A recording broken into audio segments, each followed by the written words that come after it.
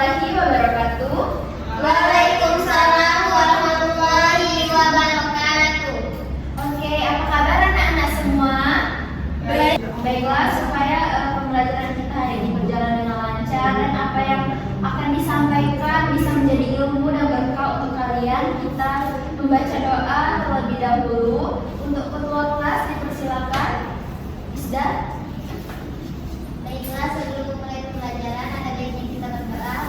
Berdoa dimulai. Berdoa. Kita Ibu cek absensi kehadiran dulu ya. Siapa aja yang nggak hadir hari ini? Itu Mobil, Reza. Cuma 3 serangga itu ya? Iya, tiga semakin. Keterangannya apa semua? Iya. Oke, jadi anak-anak kelas 9 hari ini kita akan belajar tentang sistem reproduksi pada laki-laki. Nah, kalau kemarin kita udah membahas tentang sistem reproduksi pada perempuan dan siklus menstruasi. Nah, hari ini kita akan masuk pada materi organ reproduksi pada laki-laki. Jadi, sebelum kita memulai materi hari ini, Ibu ingin bertanya. Nah, menurut kalian mengapa kita perlu mempelajari sistem reproduksi pada laki-laki ini? Ada yang tahu? Tidak, Ibu. Oke, Ibu tahu ya. Jadi, kenapa kita perlu mempelajarinya? Yaitu agar kita lebih memahami juga bagaimana organ-organ reproduksi itu bekerja dan perannya dalam proses reproduksi pada manusia. Nah, kita juga nggak harus paham tentang diri kita saja sebagai perempuan. Kita juga harus tahu bagaimana dan apa saja fungsi dari organ sistem reproduksi pada laki-laki itu. Nah, untuk lebih lanjut, kita akan melihat tujuan pembelajaran kita hari ini apa saja. Jadi yang pertama itu kita mengidentifikasi organ-organ penyusun sistem reproduksi laki-laki. Terus yang kedua itu kita menjelaskan fungsi organ reproduksi laki-laki dan menjelaskan sedikit dan menyinggung sedikit tentang proses pembentukan sperma itu secara sederhana. Nah, apa aja sih Bu peran sistem reproduksi pada laki-laki itu? Nah, kita harus ketahui dulu nih, sistem reproduksi laki-laki itu adalah organ yang berfungsi menghasilkan, menyimpan, dan menyalurkan sel sperma untuk proses reproduksi.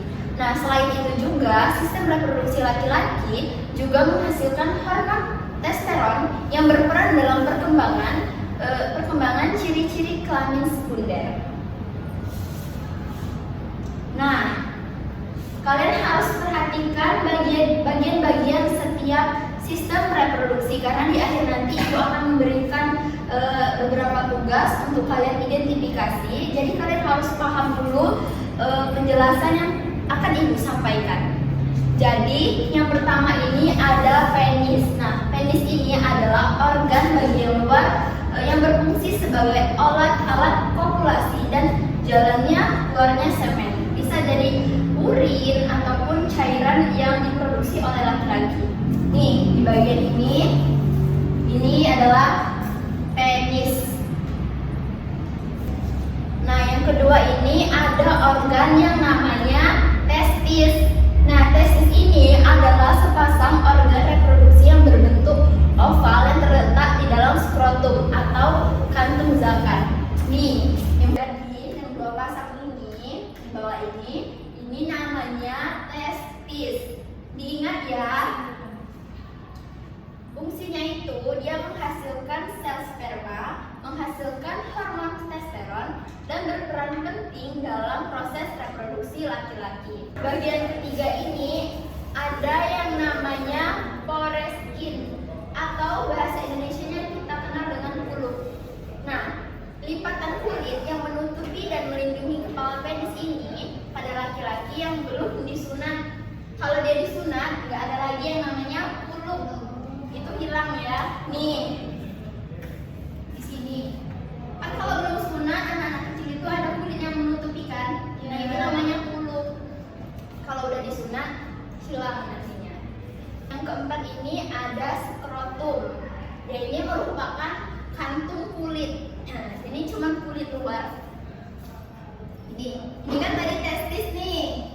Nah, kalau kulitnya ini namanya skrotum. Ingat ya, kulit luarnya itu namanya skrotum.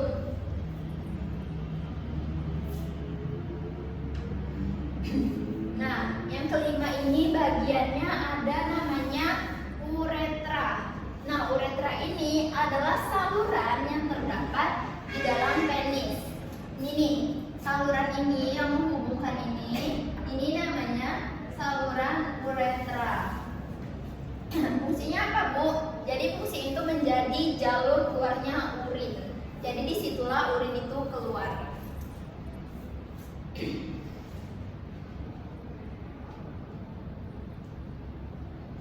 Nah, yang keenam ini ada namanya vas deferens.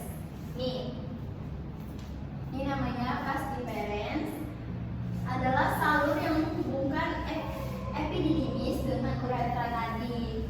Dia saling berhubungan nih. Ini tadi uretra, oleh yang di sini ini namanya vas deferens.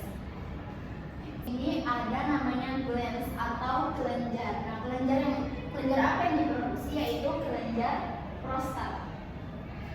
Nih, di bawah ini di dekat saluran uretra ini dia memproduksi kelenjar yaitu kelenjar prostat yang menghasilkan cairan prostat yang bercampur nantinya dengan sperma yang membentuk semen. Yang keempat ini namanya kandung kemih. Nah, adalah organ yang berfungsi menyimpan urin sementara sebelum dikeluarkan melalui uretra. Jadi ini namanya kandung kemih nih. Warna krim ini namanya kandung kemih. Sebelum dia dikeluarkan melalui uretra, dia disimpan dulu di sini. Jadi kalau cowok itu mau pipis, dia baru keluar dari sini.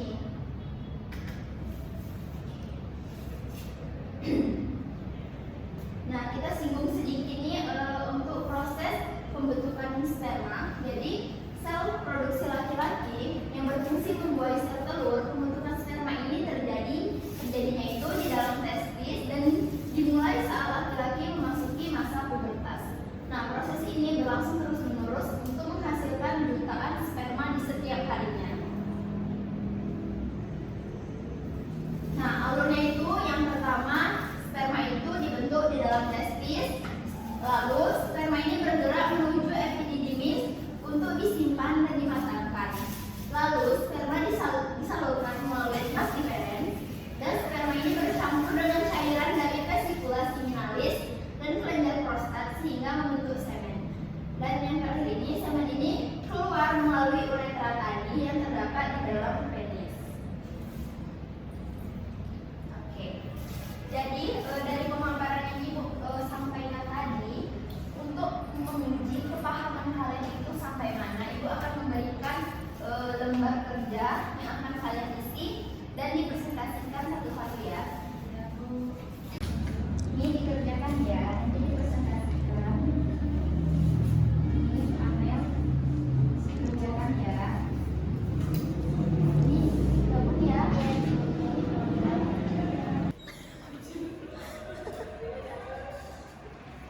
Enggak video lama.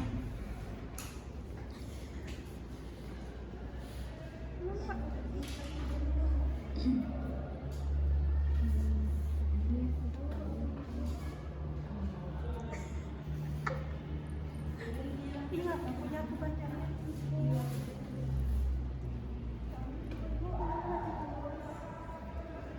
Jangan tiga.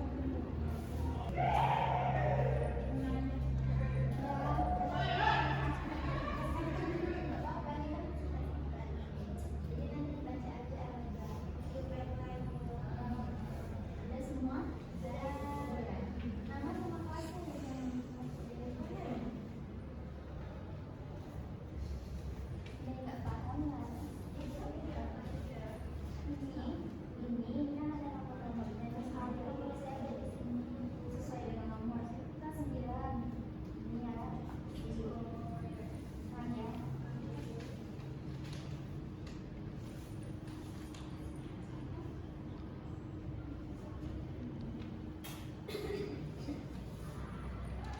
Apakah sudah selesai mengerjakan LKPD-nya? Sudah. Oke, bagus sekali. Boleh perwakilan dari beberapa kelompok maju ke depan untuk menjawab nomor 1, 2, sampai 9. Saya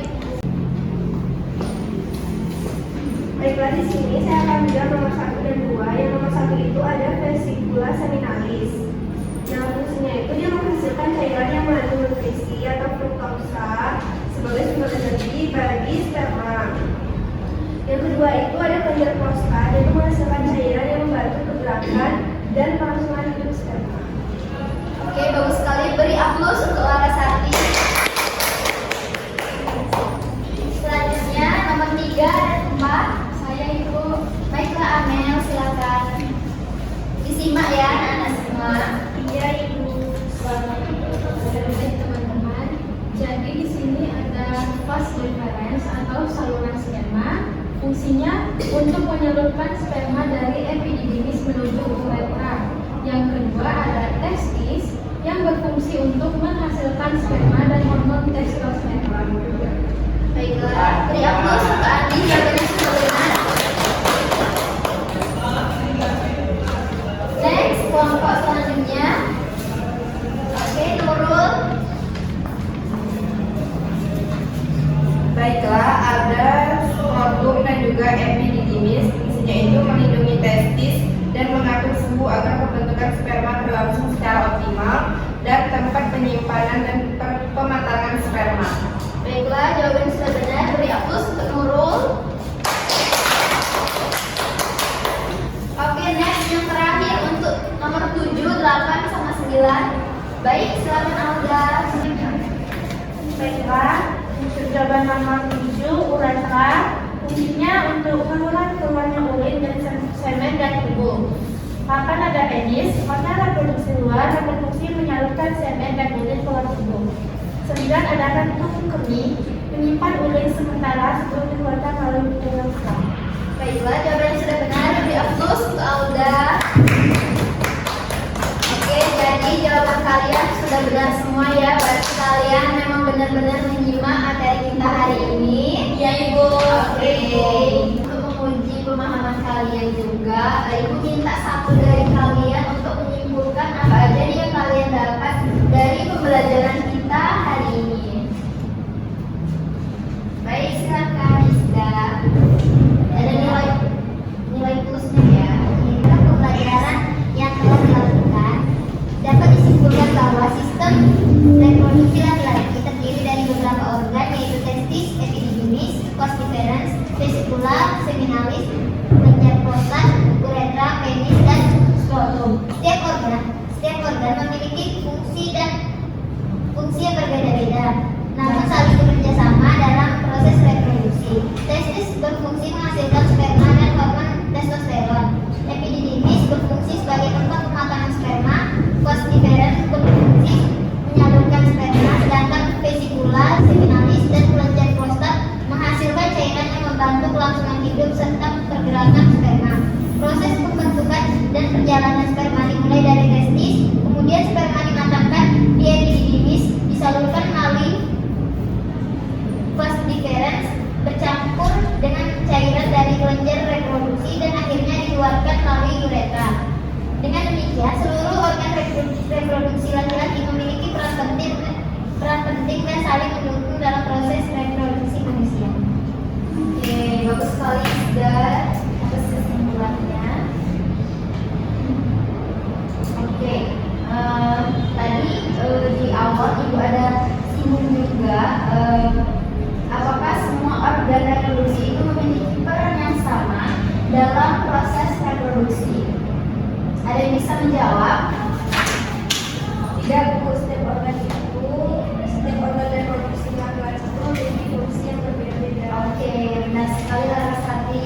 Beri aplaus. Oke, mungkin itu saja pembelajaran yang dapat kita pelajari hari ini. Nah, untuk minggu depan, Ibu ada tugas untuk kalian di LKPD kita ya, di halaman 30. Itu ada beberapa soal pilihan ganda yang bisa kalian isi. Nah, besok pagi, minggu depan, di pukul dudukkan di meja ibu sebelum mulai pembelajaran ya. Iya, Ibu. Oke. Sebagai penutup, silakan ketua kelas dipimpin doa terlebih dahulu. Mengakhiri pelajaran pada pagi hari ini ada baiknya kita berdoa. Berdoa selesai. Baiklah, ibu tutup ya. Semoga pembelajaran hari ini menjadi ilmu dan bekal untuk kalian ke depannya. Ibu akhiri. Wassalamualaikum warahmatullahi wabarakatuh.